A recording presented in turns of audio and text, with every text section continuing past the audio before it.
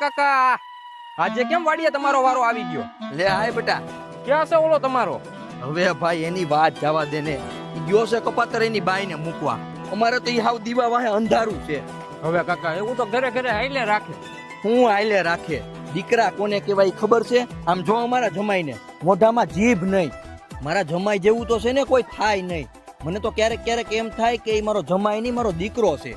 વાહ, આખો દી મારી દીકરી કેમ કરે રાખે. મારી દીકરી કે રાત તો રાત ને દી તો દી. એને હરવા ફરવા પહેરવા ઓઢવા કોઈ વસ્તુની કમી ન રહેવા દે. અને હું ખાલી એમ કહું ને કુમાર, આ તો કુમાર આવટવા માંડે. અને એક મારો કપાતર આખો દી ઉઠે ત્યાંથી આમ આમ મોબાઈલ ફેરવે રાખે. ક્યાંય ધ્યાન ન હોય. પણ જો હમણાં એની બાઈ એમ કહે ને કે આ વસ્તુ લાવી દો એટલે ફટનારાની હાજર કરી દે. મને તો ઈ નથી સમજાતું કે એની બાઈમાં હું ભાળી ગયો છે. સાચું કહું દીકરા તો હવે છે ને મને ઈ હાવ ગળેથી ઉતરી ગયો છે. મને એમ થાય કે આ છે ને મારા મકાન ને મિલકત ને બધું મારી દીકરીને જમાઈ નામનું કરી દઉં, પછી ભલે ઠેઠો રહેતો.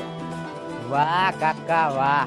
તમારો દીકરો તમારી હોવને રાખે તો ખરાબ, અને તમારો જમાઈ તમારી દીકરીને હાચવે તો જમાઈ જેવું કોઈ નહીં. અરે ભણવા આમ બેદી નો થાલ મને સલાહ દેવા આવે છે બાંગોડિયું.